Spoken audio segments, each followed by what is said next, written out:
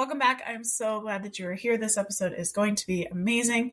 So it is with one of my good friends, Dr. Trina Winner. She is a pelvic floor PT. She's wonderful. She's a mom of 5. She is so devoted to her faith. Again, it's just going to be a wonderful episode. It's actually, there's some live Q&A in it as well. We did cut out some of it just for privacy. But again, you're going to get so much information out of this. We talk about pelvic health. We talk about nutrition, hydration, biohacking, kind of all over the place because Dr. Trina and I just love talking about everything. I know that you're going to love this episode, so go ahead and dive right in. So Trina, why don't you go ahead and introduce yourself to everybody? Okay, so I am Dr. Trina Winner. I'm a pelvic PT and specialize in more in women's health, fertility, birth work. I'm also a doula. I'm a certified women's health functional nutrition coach and a lactation counselor as well. So I primarily specialize in gut health and hormones and fertility, birth work, postpartum. I'm really God's design and really trying to help people with that natural, gentle conception as well. Nervous system regulation, especially with that mom-baby dyad too. I do a little bit with kids in regards to pediatric pelvic floor. Some of the times if there's a lot of behavior, colic, constipation, things like that. So I do work with toddlers as well. It kind of just depends on the case of what's going on if I feel comfortable taking that on too. So it's a little bit about me. And you're in Ohio with 5 kids. Yes. Small town, Ohio, 5 kids. Yes. You guys have amazing practice as well.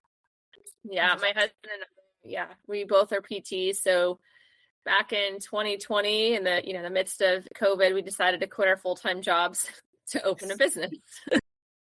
Perfect timing. It's fun. But I'd love to hear, do you have anything specifically that you would want to ask Trina about or talk to Trina about? So I did see, a few things with mine. During my pregnancy, I'd asked for a PT referral and my OB told me that was counterintuitive, that it'd make me too tight for birth, which I'm I don't think that's true. She's not my OB anymore. But then postpartum, I did get the referral for PT.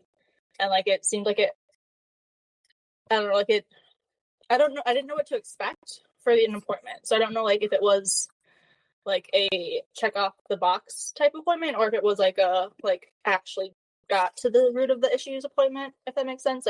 Because even chiropractor or PT, sometimes you don't know what to actually expect during an appointment. So I think that might be helpful to be okay, this actually was a quality PT assessment versus this person just kind of showed up and checked off the boxes for me, and that might be helpful. Yeah. So that's a great feedback and great question. And sorry that you're had to have that response from your OB. Unfortunately, that's not uncommon to have different response from OB to discredit pelvic therapy or think it kind of help when in reality it does. And I will also say every therapist, every provider out there is so different. We all have different types of trainings. We all have different types of backgrounds, depending on where we get the training. Fortunately, but yet unfortunately, there's a lot of online training too. So I find a lot of people do a lot of online training and they don't really get that hands-on experience. So in a sense, it really just depends on what's going on with you and making it individualized. So, I can speak for myself and a couple of therapists that work with us and that I've had mentored with, really kind of assessing the whole body. So usually when somebody comes in for an appointment, really kind of deep diving into what kind of symptoms are you having? And when did things start? Kind of a normal traditional interview, right? And hearing your story and then your history as well. Some pelvic therapists do internal assessments and some don't. Everybody has their different nuances of why they do it, why they don't, things like that. For me personally, really taking a look at whole body, looking at your birth process, looking at your nutrition, looking at your nervous system, your lifestyle, those kinds of things, and obviously your symptoms. But also, I don't always do an internal assessment the very first day. It just depends on what's going on, honoring your body, your consent, and also if there's any history of trauma of any sort from childhood all the way through present life. And then, if an internal assessment is warranted, then that's something that we would do and kind of just seeing, okay, what is that pelvic floor doing? Not only, okay, can we contract it and do a quote unquote Kegel, and then can we also have that softening, that lengthening of the pelvic floor? But also, what's that coordination piece like? What kind of emotions are coming up when we're doing those types of things as well? What is your nervous system doing? What is your breath doing? And then just honoring that and really kind of feeling, okay, what's going on? And then I do a lot of abdominal visceral assessments. Okay, feeling the uterus, the ovaries, the digestive system, working on your sphincters, the diaphragm. What is your body telling me through my hands? And then coming up with, what kind of exercises or what kind of things can I help you understand better and kind of get that mind-body connection, but also what do we feel? Where's the starting point? For me personally, I almost always start with connection, mind-body connection, and breath work as well, because that for me is very foundational. Just like our faith, we have to have that firm foundation in order to build upon that too. So sometimes I think the first session, I usually take 75 to 90 minutes. First session, some people walk out of there like, wait, that's all you're going to give me? And I struggle with that. Like, wait, all you're going to tell me is like how to breathe. But it's so, so critical. And I find if I pass over that because I feel like the person wants way more exercises out there, we actually can flare the system up sometimes too. And so really kind of taking that delicate balance with what's going on. And I find once that mind-body connection starts to process through, so many other things can kind of flourish as well. So I don't know. Can I have an poppy? No, you have to split it right now. Can I have popsicle? Later on. Fine. Later on, after you drink that. So depending on how your experience is, every therapist is different. Some people use a lot of different modalities and, tools and biofeedback and all those things. I primarily don't use anything of those types of things because for one, you don't have that at home. So how are we going to get that carryover? And number two, I just like to really spend that time from that mind-body connection because I find that becomes so powerful in the work that I do. Hopefully that helps a little bit for what you're looking for and things like that. Yeah, because it's just hard to know like what to expect when you go to a provider the first time of like what it might even look like and stuff like that. So it's just knowing like, yeah. And then another question would be kind of like, is it common that like you can have low symptoms in the first like 2-3 months postpartum and then have some stronger symptoms of a weak pelvic like further out at like a year postpartum? Yeah, I would say I primarily find I've even actually evaluated and worked with people that don't really have traditional pelvic floor symptoms. Like, yeah, I don't leak and I'm fine, and there's really not that much pain, things like that. But as we really dive into, if we have jaw pain, if we have open mouth breathing, trouble sleeping at night, our nervous system is dysregulated, we're having emotions kind of all over the place.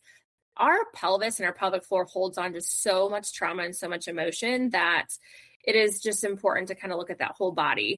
And sometimes I think in that early postpartum, we're kind of in that like a little bit of survival mode, maybe like we're just trying to figure out life out with a new baby, whether it's your first or your fifth or your eighth. You're still figuring life out in those first couple months.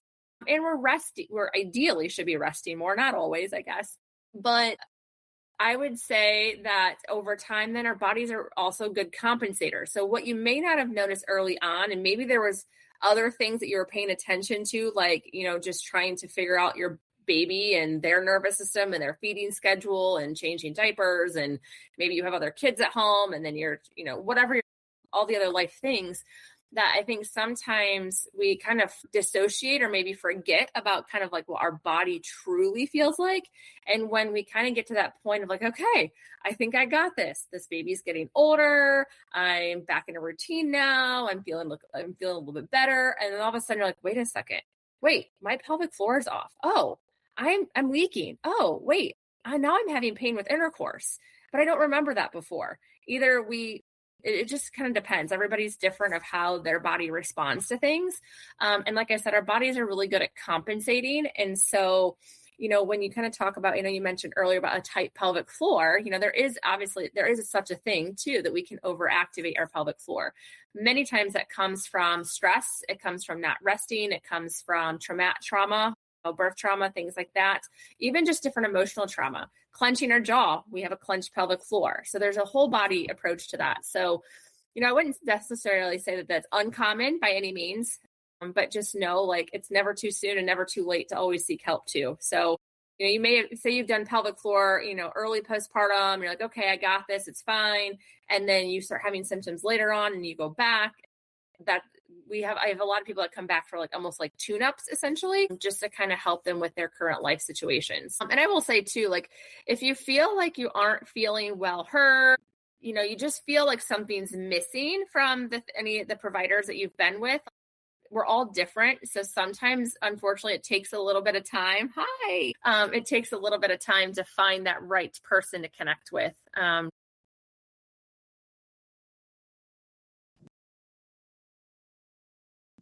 Awesome. Thank you so much. That helps a lot. How old is she? She is so cute. She's 17 months. My youngest is 18 months. Yeah, that was all great information. It made me think I didn't see a pelvic floor therapist till I was after my fourth baby. Mm-hmm. And whenever I was pregnant with him, he was breech for a really long time, like a super long time. But I was also doing CrossFit like 4 or 5 days a week. And so, which I'm like, yeah, I'm doing really, like, obviously I'm modified, but it still is like, that's intense exercise when you're lifting a lot. Yeah. My pelvis was so tight. My muscles were so tight that like, as soon as I went and saw somebody and like, she did like the help with the release stuff and everything, it was like, I literally like the same day felt him flip, and then he never flipped back. And so, yes, that's huge. And I don't know, we think that doing all this like hardcore stuff, and we could talk about this all, like the biohacking and everything is going to be the thing that fixes everything. But again, like at least in my case, pushing my body that hard actually made things not work as well. Right.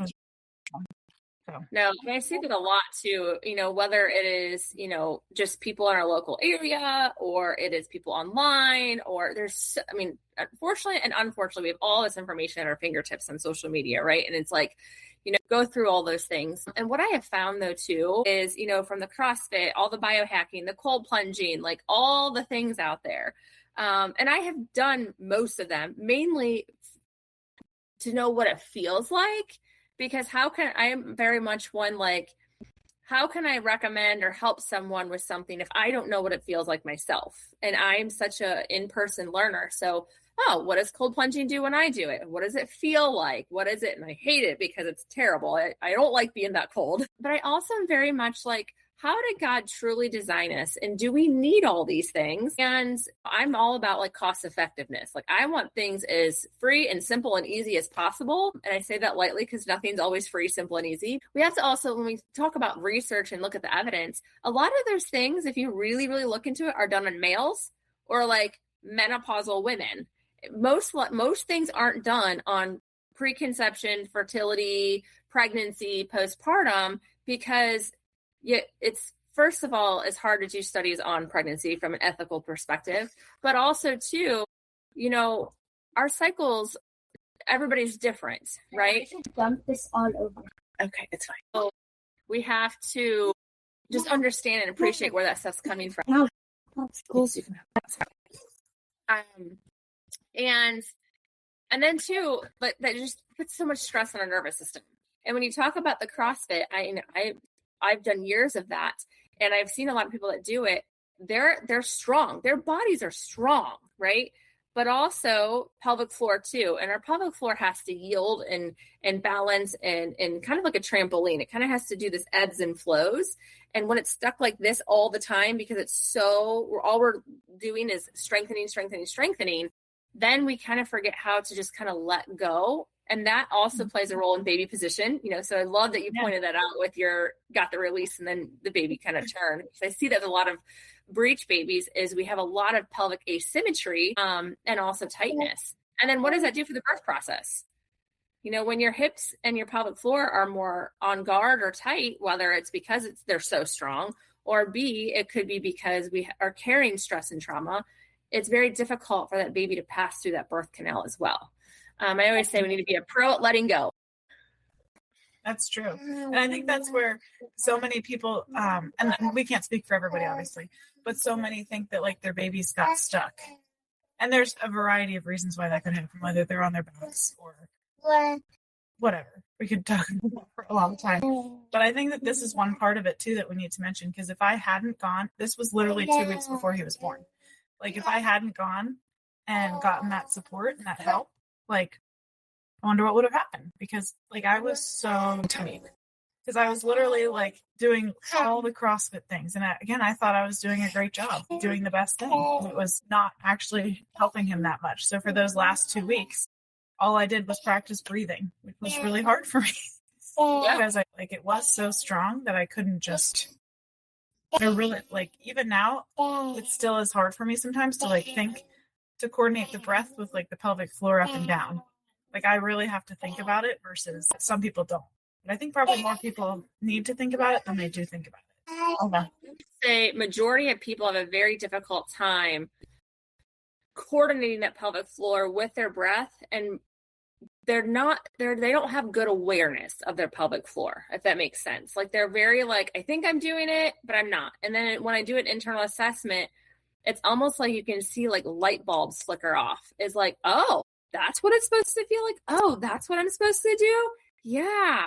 And then I actually teach them, like, this is how you can create that awareness at home as well. And sometimes it takes weeks before those light bulbs come on, because people have been so long dissociated from their pelvic floor for various reasons. You know, there's all kinds of reasons for that. And so, and when you talk about, thank you. And when things talk about babies getting stuck too, yes, there's asymmetry and tightness in the pelvic floor. Pelvis can't, you know, navigate and mobilize to allow baby to come through. But there's such an emotional piece there too.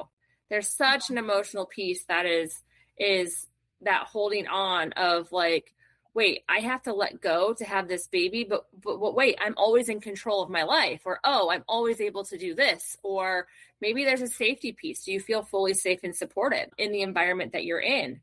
Or, you know, I actually had one birth that I was at, and the mom said, you know, we were just struggling a little bit. There was just, she was getting frustrated. She didn't think she can continue doing it. And she was just kind of like way outside of her body. And once we fully talked, she goes, this is her first baby. And she said something along the lines of, oh my gosh, like I have to take care of another human being other than just me. Like it just like clicked with her. So I think she was holding on to a little bit of that. And that's something I did not pick up on in prenatally at all. So I learned with every birth of different things. Once she released that, had a good old cry, things went pretty smooth after that. And so even just honoring those subtle little things too. Okay, that's great. And so let's talk. I know we've talked about this before, but for those who maybe haven't been here, this is the first time that they're hearing this. Can you talk more about this emotional component in the pelvic floor? I mean, there's so many different things there. I would say, and I'm still learning about the emotional piece of things, because as a PT, we don't talk anything about that in PT school at all. So this is stuff that I've learned clinically, I've learned by personal experience, go through doula work and some different other coursework that I've been through. But our pelvis, it holds a lot of emotion. And like I said, I tell people too, you know, if there's been any trauma, so as simple as falling off a bike and landing on your tailbone, that's trauma to the pelvic floor. And then obviously you have your sexual trauma, you have birth traumas, you have all kinds of things, or even trauma of like starting your period for the first time, or using a tampon for the first time. You have no idea what's going on and you might have some pain with that, or your first time intercourse. You know, that could be maybe not as romanticizing as what you envision or what the movies tell you it is. And so there's lots of different things that we're holding on to. And so that's kind of where our like creativity comes from, our feminine comes from, things like that. And so when we're trying to control our bodies, when we're trying to control our environment, when we're trying to maintain control of the situation, the environment, that our women's bodies don't love that. And we want to be like out in nature, and we want to be in harmony and in balance.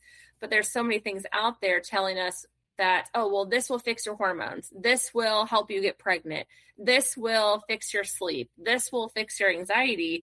And we have these subtle messages that come from the environment and from other people and the media that our bodies may be not worthy enough. We don't have that self-love. We are broken because we're constantly trying to be fixed and managed. And those are all like just subconscious things that we hold in our body, which can also kind of hold in our pelvis too.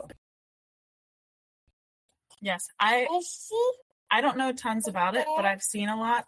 it is kind of a struggle because you're like, what is like legitimate and scientific based versus what is like new agey. So Right. It's hard to like, it takes a while to discern, is this okay versus like, this is okay.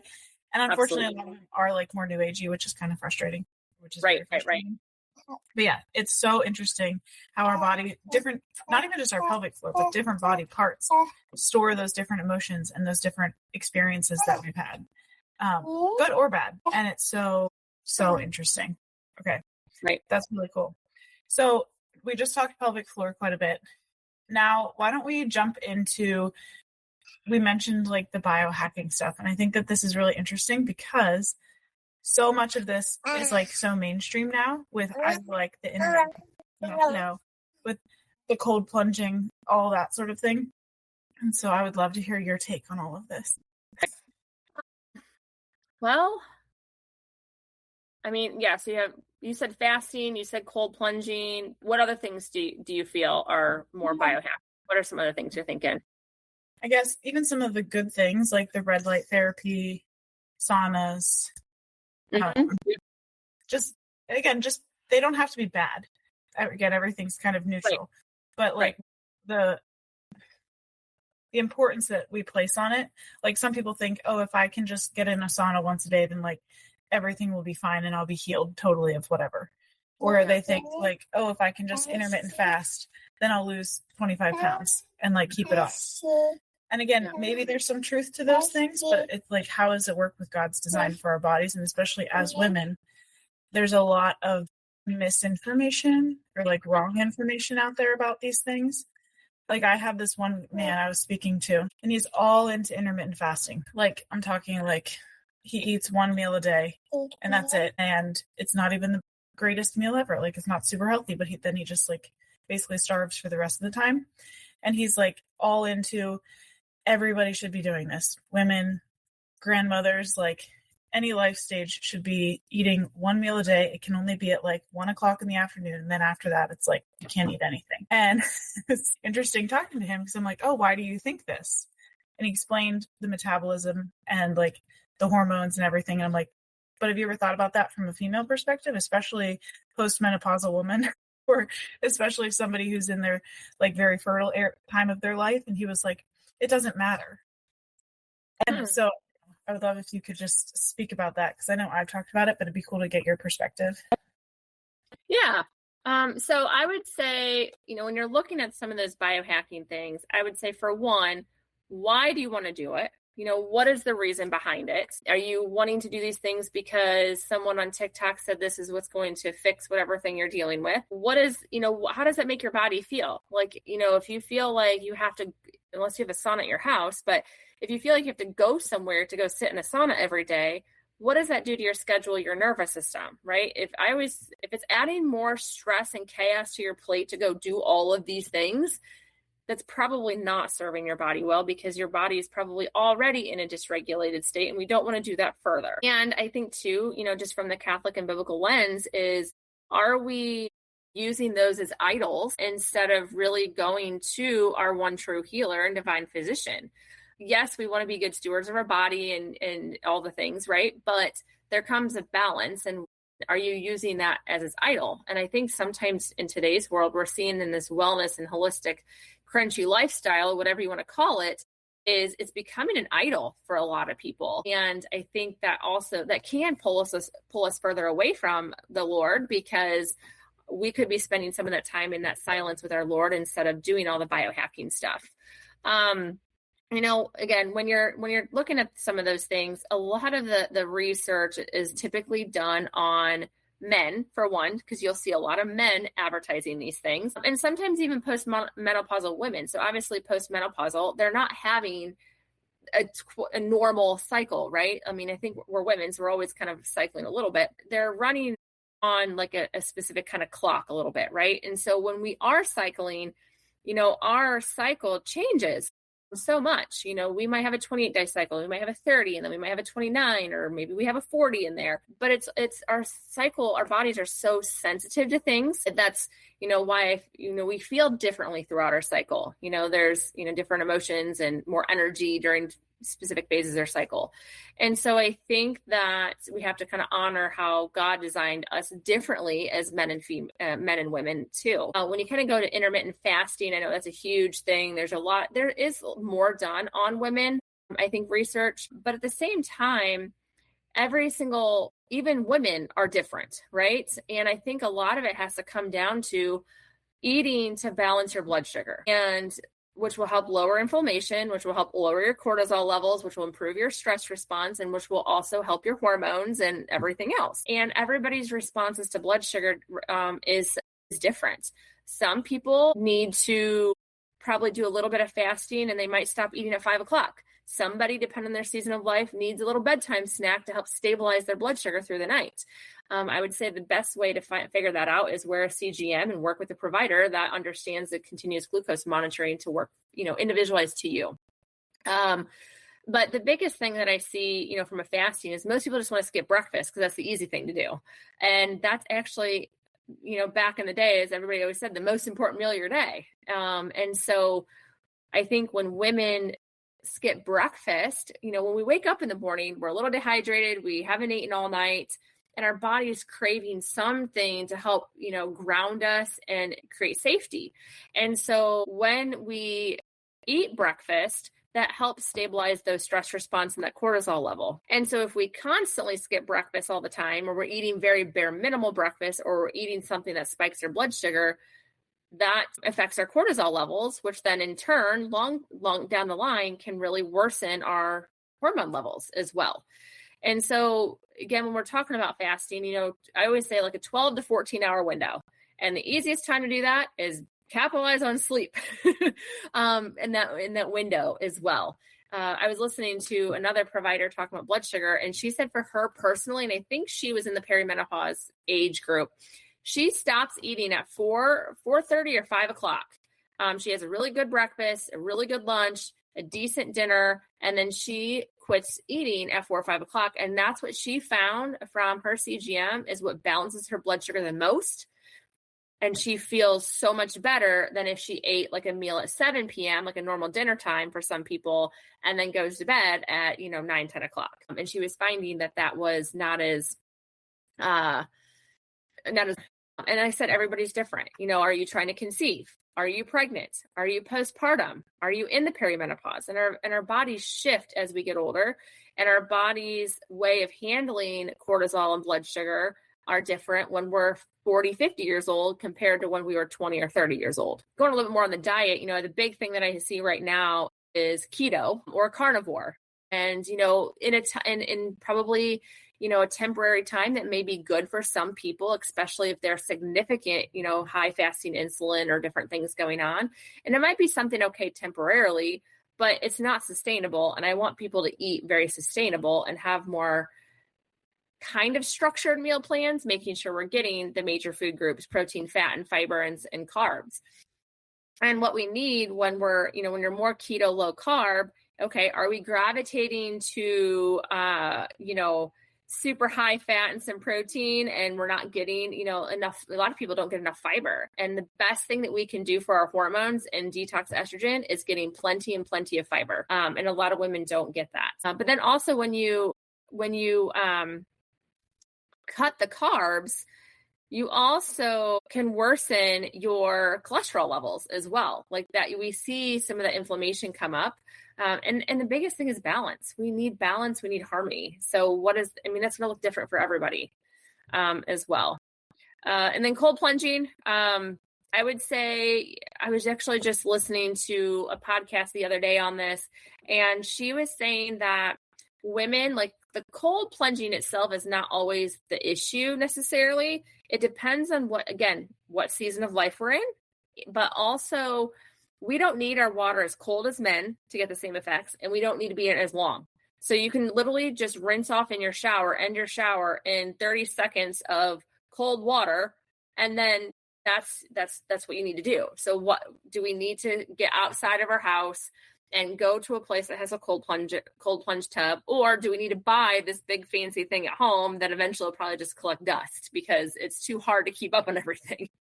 And so I kind of look at that of like, what's people's reasonings for wanting to do this but also what is their foundations like? What are people's foundations? If we're not getting enough sleep and we're not hydrating well, we're not getting enough fiber, or we're just eating, one meal a day with hardly any protein, then, maybe those are some things we should work on first. But in today's world, it is hard because people just want quick and convenient things that are going to help them now. And that's not always the case. Yes. Okay. So much good information there. I want to go to the blood sugar thing really quick because one of my uncles, he is in his early 70s. So not exactly who we're speaking about with like women in childbearing, but it's still really relevant because he's been eating kind of a standard American diet for his entire life. And it has finally caught up with him because he has diabetes. He had a stroke recently, and he's ironically like a very active man. Like his job is very active. He's walking constantly. But after 70 years of putting this stuff into his body, it's like finally like, I can't handle this anymore. And so again, unfortunately last year he had a stroke, which then led him down this path of like starting to learn about his health. And again, he does not come from a place of like knowing anything about this. So he's very in the early stages, very rudimentary. And so he took the advice and like went to see a nutritionist, and the nutritionist was like, you need to cut out all these things, do this stuff, do that stuff. And it was like, he came to me and was talking. He's like, I don't even know what I can eat now. Cause she's like, you can't eat all this stuff. And he's like, but this is all I've been eating for 70 years. So like, yeah, I know that a Big Mac isn't good for me, but like, can I go from eating 2 to eating just 1? Is that like better? Or do I have to go from Big Macs to like kale salads? Like, obviously that's the ideal, but my point with that is saying he was so overwhelmed with what he should eat versus what he shouldn't eat, because the advice was good advice, but like totally too much for him and where he is at in his journey. And so I was talking to him and I was like, what if you just ate, I don't know if you've heard this saying, but like break fast like a king, lunch like a prince, supper like a pauper. Mm-hmm. And so I told him that, and he was like, okay, I'll try it, whatever. And when we also talked, it's like really try to get some proteins and fats in there in the morning as well, because that's going to help with stabilizing things. And I talked to him this past weekend, and he was like, hello. And he was like, you know what? My blood sugar went from, it was like in the 300s whenever everything first went down. It was so high. Yeah. And like 6 months ago, it was like 200s. And then that's whenever we talked. And now he said it's usually hovering around the 100s to 110s, which is like, that's a huge difference. Can you imagine going from his body at 300 to 100? Like how much simpler his body is. Like, I don't need to work so hard now. And there's still a lot of work that he can do, but just simplifying it so that it's just like eating the big breakfast, whatever first meal is. Doesn't mean you have to eat within 30 minutes of waking up, but just like whatever that first meal is. And then again, the lunch was like a little bit smaller. And he was like, you know what, Brigid? I'm not even usually hungry for dinner at that point because my body already has like everything that it needs. And then what was so interesting is that this weekend, whenever we saw him, it was my sister's baby shower. And so naturally, like the good foods kind of went out the window because there were Amish donuts and like desserts and everything. But like for breakfast, we had sausage and eggs, and then we had an Amish donut. And then for lunch, we made like chicken quesadillas and with like tomatoes, like caprese salad, essentially. And then he had some other thing. I don't know what else he ate. And he took his blood sugar the next morning, and he's like, even with all this junk that I ate yesterday, my blood sugar's only at 109. I was like, I wonder if that's because you actually fed your body like nourishing foods first. And so it could handle that extra, even though that wasn't ideal. So I just wanted to say that to your point where it's like our bodies are so resilient and so good at keeping us healthy if we can just give them the right nutrients and the right space too. So, yeah. I love that so much because it is like, you can work with the top end, different doctors and functional doctors and things like that. And the common thing that I see is overwhelm with like, wait, I'm supposed to do what? I have to take out this and do that and do this. And so my mindset when I'm working with people too, and even myself is like, how can I really nourish my body well? And is this going to help me? But then like, I want to eat junk food sometimes. I want to have fun eating some of those foods. And, I love some good old like Oreo pudding and things like that. right? So, but, and also being kind of proactive. If I know, like, a party's going to come this weekend or whatever, like I want to try and be proactive of, hydration and electrolytes and eating well and protein and things like that. Because if you really try to add more good into your lifestyle and just kind of have fun adding more good in and look at it as something fun, some of those not so good things are eventually going to crowd out and you're not going to crave them as much. I had one client who loved pop and sweets. And she goes, I know I'm not. I'm like, if I could sit here and tell you not to drink it and eat these sweets, right? Like, you already know that. It's like telling a smoker to quit smoking. They already know to quit smoking, right? Like, they already know that. Like, they've been told 100 times, they see it everywhere. So instead of like, forget it. Like, I'm not going to tell you that. If you want to enjoy your pop, enjoy your pop. But let's focus on these big things. And typically I start with breakfast because most people don't really eat like a really good breakfast. Let's just start here and adding another glass of water in throughout the day. And it's just so humbling and fun to like listen to people say, wow, it's been 3 days and I didn't even grab a pop. I didn't even realize it. So it's like those small little wins that are just so like just exciting to celebrate with people on those types of things. And, when it comes to some of these wellness things too, we don't really want to treat our body like a machine that we have to optimize endlessly. We could be chasing this forever. And then sometimes I think we get very fixated on trying to be, super healthy and super health conscious and avoiding all the bad things. And it's almost like I said before, almost like idolizing it. And then that can become very unhealthy too, because we're not leaning into, God and how he can also help us as well. Yes, I love that. The idolization is huge for so many, unfortunately, and myself at times too. But okay, so Ethel or Annie, do you guys have any questions for Trina before we close things up? And if you can't get on mic, that's fine. You can type them in the chat.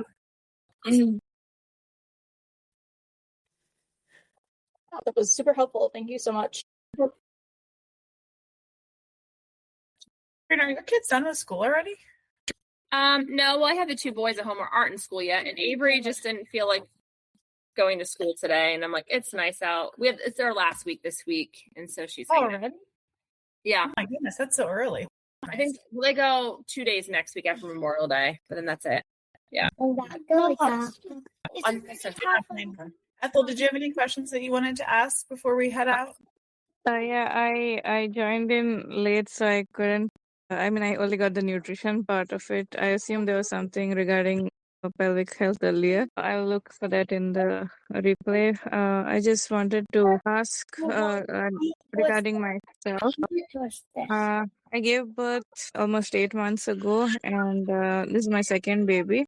I have another child, 16 months older than the second, and my pelvic floor is in a really, really bad condition. Most of the time, it's like I cannot stand for more than 5 minutes, not sit for more than 5 minutes, because then I have like really terrible tailbone pain or lower back pain. And when I did go to the gynec for the visit at 6 weeks, assumed it was like a problem with the pubic bone, but he just said like make sure to keep your legs close together when you sleep, and that's basically the advice that he gave. I'm considering going to a pelvic floor therapist, but a physical therapist, but I haven't really gotten the time to do so. And I'm not sure, like, I take light walks, and that's the only thing which I can do, because a little more standing even in a shopping mall is very exhausting, regardless of whether I'm holding the baby or not. Any advice regarding this? Yeah. So thanks for sharing with that. And that's definitely a common thing that we see, postpartum. I would definitely highly recommend seeing a pelvic physical therapist, somebody that does do some internal work and training, because truly a lot of times that tailbone pain and that's the back pain stems from our pelvic floor. And many times people think that our pelvic floor is just very weak, especially after birth, when sometimes, and we talked about this earlier, that it can actually be in like a trauma mode or even just like an overactive mode. And even an overactive pelvic floor can create some weakness too, but we have to find that balance as well. And so I would say many times your symptoms can be cleared up within just a few sessions of pelvic therapy, honestly. So I definitely would recommend going to do that. Thank you very much. Which country are you located in again? Croatia. I'm assuming that there's pelvic floor therapists in Croatia, right? There are, yes. Okay, Good. very cool. All right. Well, if nobody has any other questions, Trina, thank you so much for being here. This was awesome. Again, we could have for a long time, but I know both of our sets of kids are starting to we're also going to go outside because it's so nice. All right. Thank you, ladies, so much. If you do have any other questions, I'll link Trina's information in the little portal thingy and underneath the show notes. But yeah, thanks again, Trina. It was awesome. Thank you. All right. Bye, ladies. See ya. Bye.